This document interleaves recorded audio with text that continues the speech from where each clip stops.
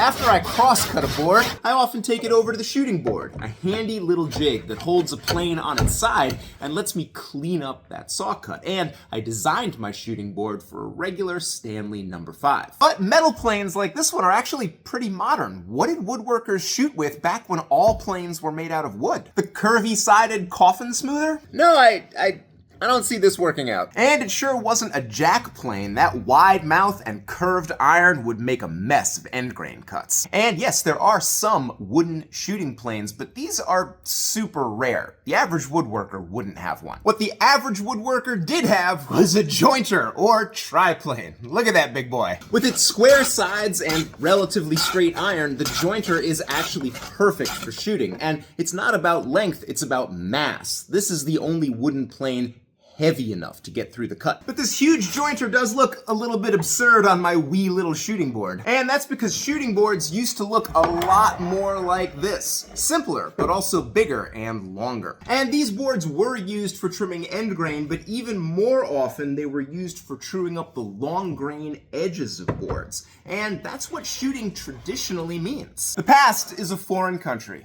They do things differently there.